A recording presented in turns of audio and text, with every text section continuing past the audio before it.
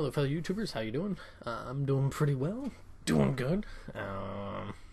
Wanted to do a bit of an update on things. Just it's been a couple weeks, so yeah. First off, nearly finished with chapter 9. I'm typing it up. I'm about halfway there. I write by hand, and then I type. And when I type it, I edit it as I go along. So yeah, I'm kind of surprised because when I first started out with this, I thought, the story, thinking maybe about 90 pages or so. And when you take like the word count to, when you take the word count to page ratio thing or conversion or whatever, but it comes out to like 93 right now after only 8 chapters, and so I'm like, oh.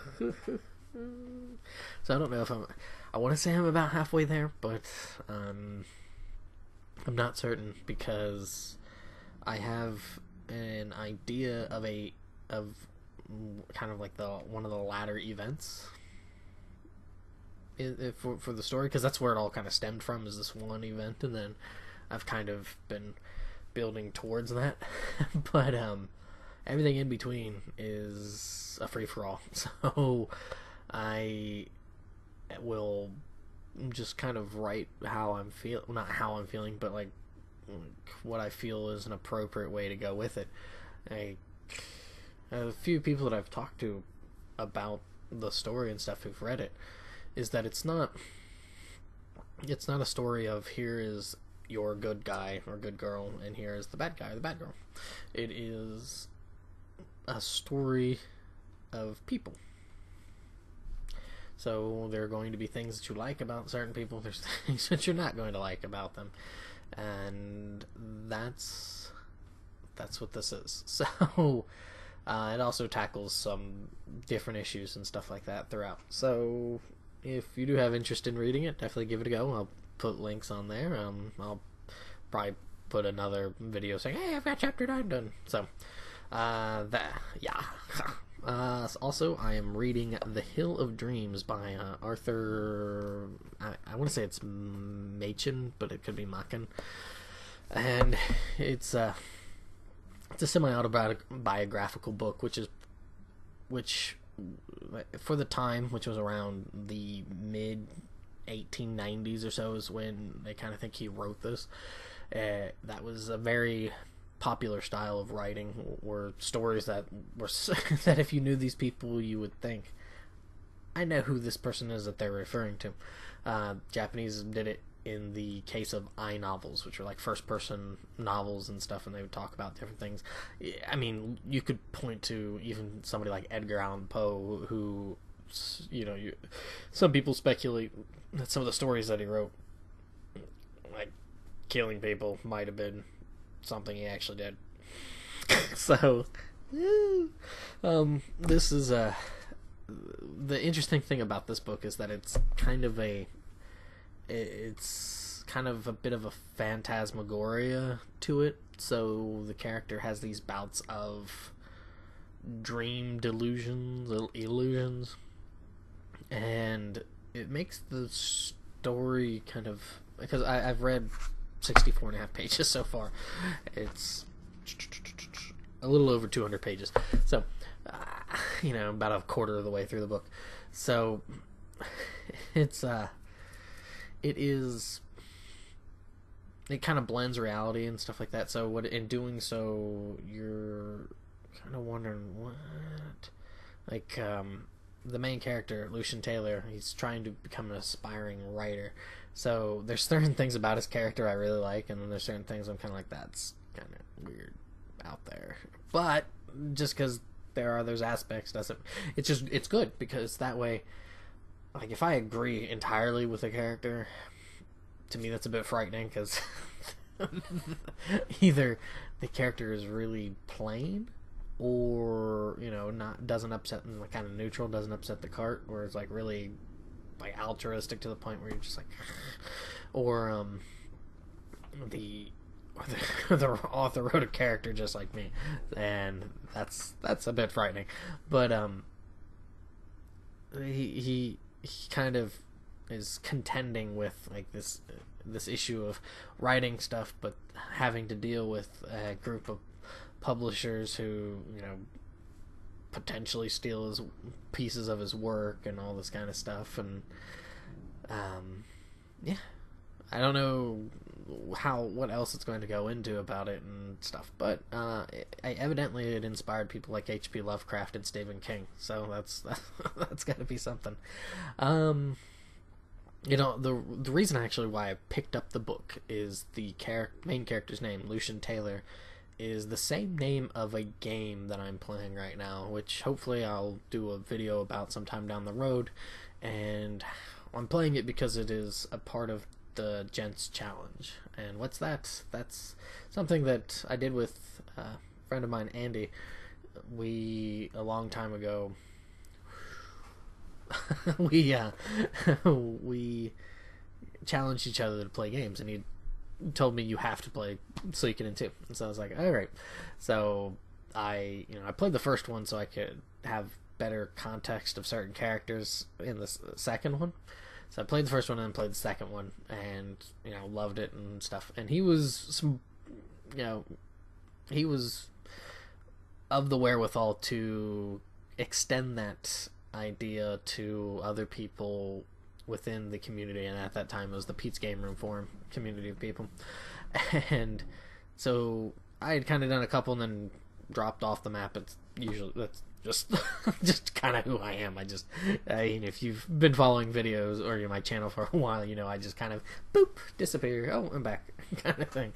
But he had been doing that for a while, and he set up another one on Facebook, and I was like, what the hell, I'll join this one. And what the concept is that you're put into pairs, and your partner and you list 10 games that you've not really played or beaten as a backlog, and your partner picks a couple games, and then like a main game, like, I want you to beat this one, but if for whatever reason you can't get it to work or whatever, here's the secondary game that you can go through.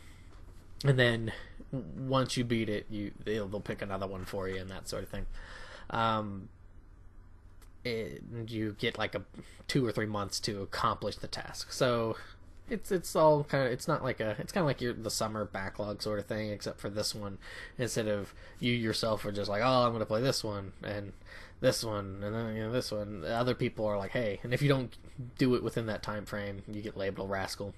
But if you do it, then you are a gent. But so I'm playing a game called Wachenroder. I think that's how you say it. It's a steampunk strat Japanese RPG for the Sega Saturn that came out in, I think, 1998, and it never made it to the States. I don't know how a copy of the game got to where it did, because I didn't buy it in Japan. I bought it in the States, like right there by my mother's house, and I was just like, this is just weird. But my partner selected that for me, so I'm playing that. But I'm reading this because I'm curious to see why they picked that name, because the main character's name in Wachenroder is Lucian Taylor, and that's how I even heard of this book, was from that. So I was like, well, kind of double dip in that sort of regard. So yeah, that and this. So something else I wanted to talk about was I was having a discussion with my friend, and I've probably mentioned it. I know I've mentioned him a few times here, but he's also been on some of the TGS podcasts and stuff, and he and I are working together on a game, Matt, and we were chatting, and I've also talked to other people about this, but like, trying to think of how to phrase this. Like, as much as we enjoy games, there's been plenty of times where we've enjoyed doing other things, and that's not to say people who like are really hyper into games, that's all they do. But maybe that's just because this is the avenue of which they talk about it. That's how it feels sometimes. Not to like, not condemning the comment by the person. I'm sorry. I wish I would have looked it up before. But for example, I did a few etymology videos, and this probably will explain why my video, like my channel, is not focused in only one thing. It's kind of sporadic. It's because I'm a bit. I mean, just look at me. I'm, all over the damn place. But and I've already forgotten what I was gonna say. Boo. But the etymology videos, somebody had commented, I wish you would go back to talking about games, and it was more of just like like it wasn't like that motherfucker. I wasn't upset or anything. I was just kind of like and I mean I understand some people don't care for that sort of thing, and that's fine. But like this is something I noticed with Johnny's vlog video Johnny Millennium put up about a month, maybe a little bit long, maybe it was 2 months ago, talking about how he talks about the emotional aspects of the games and how, like, what was going on at the time for him, and that's his shtick. And I find that really fascinating because I don't approach games like that at all. Like, not at all. Like, to me, I enjoy a lot of the games for the music, and if the stories are at least fun and interesting, in regards to like JRPGs, because there's plenty of games that I like where it's just fun because it's challenging, but I also like to take think of, like, case in point with Wackenroder, where here's this character and it is named Lucian Taylor. Why is it named Lucian Taylor? Well, they took that name from main character of the story, the Hill of Dreams. So that to me I like a lot more. It's like what inspired people to do the things that they do in those games. That is, I guess, something I like to, like I did the whole video on the Legend of Carice, talking about that Britannia story about the city that was named Carice, and how that is the foundations of the kind of the characters and the story of Ys, or at least the first one, and like how Adol's the red-haired one, and then when he goes different places, how they always say, well, the red-haired ones are they bring ill omen, and why is that? Well, go watch the video.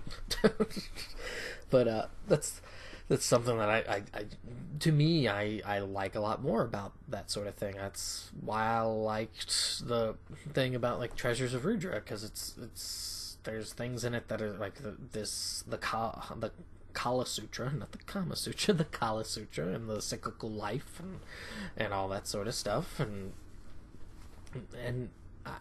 maybe it's because I like history, or I don't know, but to me that's always been something I've enjoyed, is to kind of dive into that sort of thing, and I don't know why I even brought that up. Boo, boo. But well, because talking about like how games influence us, affect us, and that sort of thing, and I want to do a series, and because I was talking with Matt about how there's been plenty of times where I've wanted to do other things and stuff, but I wanted to do this series of what I've framed as games which fanned my passion, and it's a reference to like passion for gaming and stuff like that.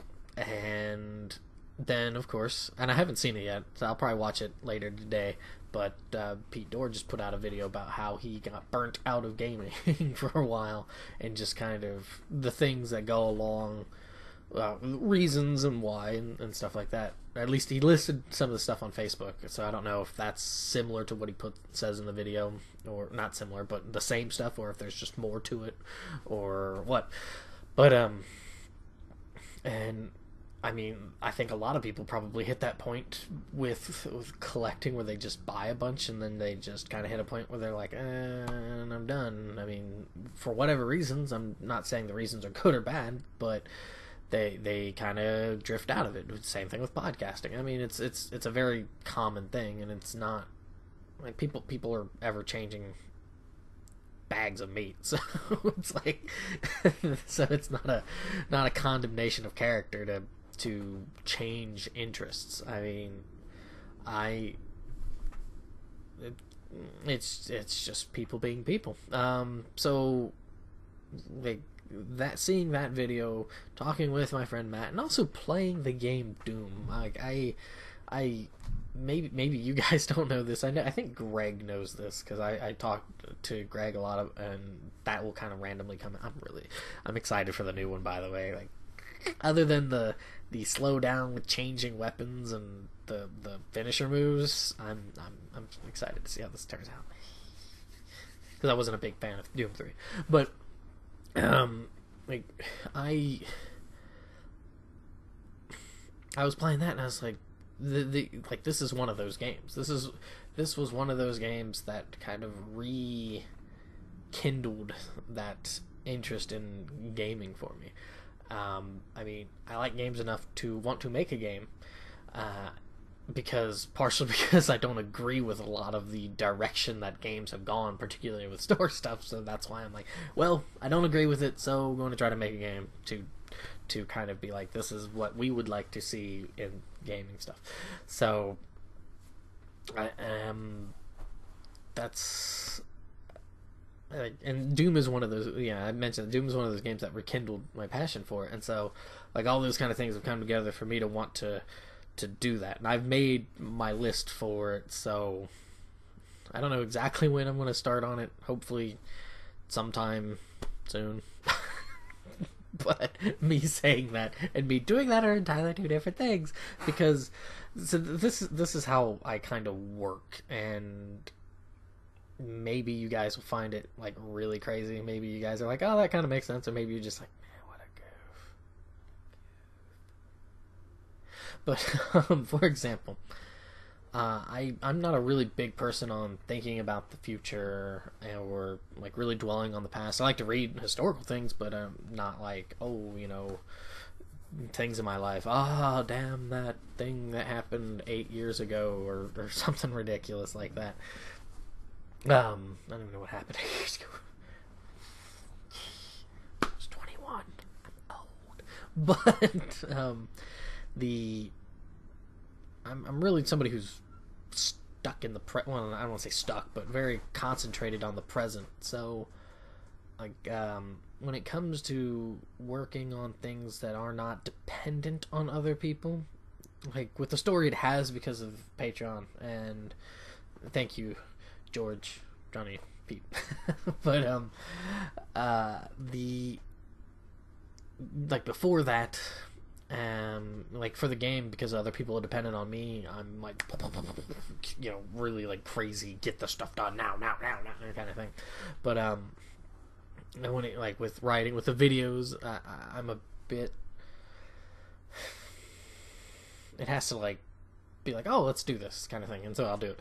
Like with the writing, I don't force myself to be like, I must write absolutely right now, because that generally it doesn't work out for me.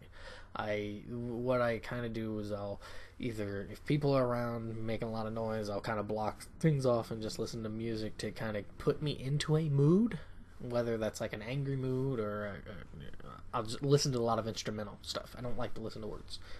Instrumental, and then I'll get into a point where I'll just zone and start writing.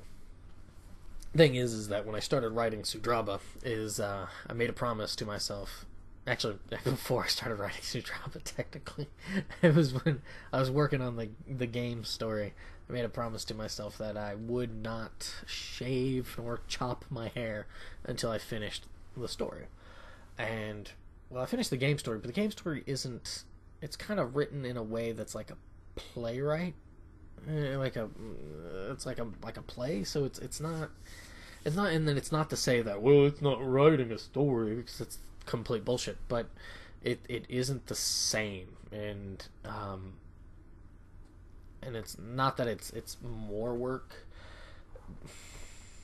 I kind of think it is a little bit more work to write like a story because you don't have to put in certain details. You can just be, very loosely move in from the left and all that kind of like exit stage right. But I was like, okay, I did that, but let me work on the Sudraba story and write that. And then once I finish at least the first edit of it, I'm gonna shave and cut off all the hair and stuff like that. And that is my penance for not having something already done. I mean, I've had story ideas. I've written into stories and stuff since high school, and a lot of times I'll just get to a point and I don't want to say stuck, but I'll get to a point where I'm like, a lot of writers do that. A lot of people do that when they're making something. There's this specter that's like, oh, it's you don't want to finish it because it won't be good and all this kind of stuff. And I'm to the point in life where I'm like, don't care, gonna do it, fuck it, don't, that sort of thing. So, like this is really irritating, really, really irritating. And so, working on that sort of thing for that, yeah. Don't know why I tangent. I've already forgotten. This is how unattached I am to the past. I've already forgotten. I'm so absent-minded about it. Oh goodness. And this has gone on for a while, and I thank you if you stayed with, because there is something else I would like to talk about real quick. And maybe it's a bad thing to put it way at the tail end here, but and I think I guess I want to kind of talk about. So, and I don't feel like typing out a bunch of stuff to make my point known, so I'm just gonna blah blah blah blah blah. But so earlier this week, a bit of internet drama unfolded, and the original reasons for what caused it, the back and forth about it, is important, not so much the initial points, because I don't think there was anything malicious in those initial points. So, but two people that I know through YouTube, one I should say know of, one who I've seen some of the videos and podcasts and stuff, Pat the NES Punk, and another is Banjo Guy Ollie. And I've had some interactions with Banjo Guy Ollie, and all those interactions that I have had with them have been very cordial, very civil, and no complaints. I've never really talked to Pat, so I don't know. Now, the thing about this is that it's kind of like a two-pronged sort of thing here. First off, they had some sort of disagreement about something that Pat had talked about in his podcast, the Completely Unnecessary podcast, about, I want to say it was a tattoo parlor suing to keep their tattoos from being displayed on a TV show or something like that, or being displayed elsewhere. I could be wrong about that. That is not the crux of what I'm about to talk about. The thing is that Banjo Guy Ollie had put out a comment that Pat says was copied and pasted to Facebook, to the Facebook group thing, to the YouTube channel, and I think to his website where he has the video and stuff, of this comment disagreeing about, I think how he put it was, you are not entitled to do anything and everything with for example, a painting, even one that's commissioned. You in all technicalities, I don't think you can just have a painting for example, the the Man in the Iron Helmet, or Man in the Golden Helmet. Take that painting for example. I can't just have that displaying here.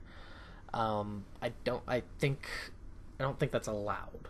At least that's what I think the point he was trying to make about that. But they had this argument about it, and unfortunately, and perplexingly, I do not understand the reasoning behind it. Maybe he was just agitated or whatnot, but Pat started calling Banjo an attention seeker, and when he made some other point, Pat was just kind of very dismissive about it. Now, I don't know why, and I didn't see anything that Banjo said that was really kind of like spitefully pointed, but he for whatever reason Pat decided to make those comments. I personally, I watched a few of the podcasts that he does with his friend Ian, and they're not for me. Like, a lot of the stuff they talk about I have no interest in, like wrestling or movies and stuff like that. Those are just things I'm not interested in. However, I'm also not a big fan of the way that they talk about those things, or like some of the points. There's definitely certain points that they make that are really excellent points, but there's times where they do come off as incredibly dismissive, and I don't really. It's just not as much of a thing that I enjoy watching, nor listening to. I've had an interaction with Ian before through Twitter, where he had mentioned that he had to let go of somebody, or somebody had quit, and so he felt like Sisyphus having to push up the rock up the hill and everything like that. And I made the point that maybe it wasn't well phrased on my part, but it made the point that it's, what did you do to do that? There's a contextual reason why Sisyphus is pushing up a boulder. It isn't just because because he didn't do anything. There is a reason why he was punished for it. That's the same thing with Tartarus. Tartarus was punished, and so that's why he wasn't allowed to drink, and he had that insatiable thirst that only worsened when he was given some of the drink later on. But and same thing with Prometheus. He was punished for giving man fire, and so Eagle has to eat his liver out every day until Heracles saved him. Now there are reasons behind that. So, and I tried to make that point, and then he got he's just like, well, I was just saying it because that's because of the punishments. And it's like, oh, okay, but it wasn't anything like major or anything like that. So, but the thing is that they kind of have this vibe, I guess, of being a bit more dismissive. I don't want to say brutish, but very vocal in their points. But when you get to the point where you're just kind of starting to label people that way, it particularly when it didn't need to come to that sort of thing. When I understand exactly why Banjo did that. He made a comment, and he made the comment to those areas so that if people see it on Facebook, or so people who don't visit on YouTube will see it on Facebook, or vice, etc., etc. That's not attention seeking. That's kind of putting it out there to make that point very vocal, because he was very, very adamant about his point, but also to just kind of let other people see his point about that. That's, but to kind of just be really that way is just not a lot of couth to it, particularly with how Patreon is. And this is the point I wanted to get to, is because Andy from Gent's Challenge made a point, because it kind of came up, that it is crazy how people cannot either voice opposition, and that's not to say like speaking against either one really, but just making the point of you can't make points that oppose the people who are supporting you. you can't change. You have to be the same as how you were when you first started up that Patreon, and all those kind of points. And he finds that a bit crazy, because yeah, a lot of people are very fickle. I kind of think it's because people don't, because it may not be a lot of money to them, then they think, well, okay, I'm spending it here, but because they're not hitting my needs, I'm going to spend it elsewhere. I mean, people are pirating dollar app games on iPhones. It doesn't surprise me. Now, I get being disappointed in somebody for going that kind of route, or why be that kind of, why have the daggers out on that sort of thing when they're making a point? Certainly you can disagree and have a discussion about it, but then to make the discussion and then start kind of calling names is not really, it's not the best of things to be doing, I guess. But I mean, that's the way you wish to go, that's fine. Me personally, if me seeing that, and if I was a patron of Pat's, it would not stop me from supporting him as long as he had continued to do his content. Because for me, his work with videos and all that stuff. Because for me, as long as somebody isn't promoting violence or hate or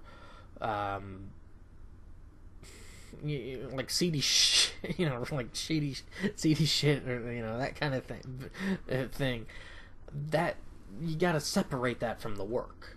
To me personally, that's what I would do. Like I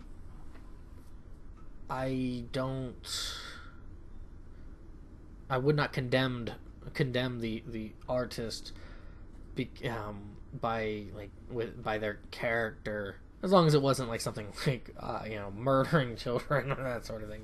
Like I said, there are like parameters you have to set for that sort of thing. But me personally, as long as it's nothing malicious or psychotic that they're trying to do and that sort of thing, I'm not going to kind of change my base on that, because A, that is a thing between them, and B, I don't know the situation for Pat, why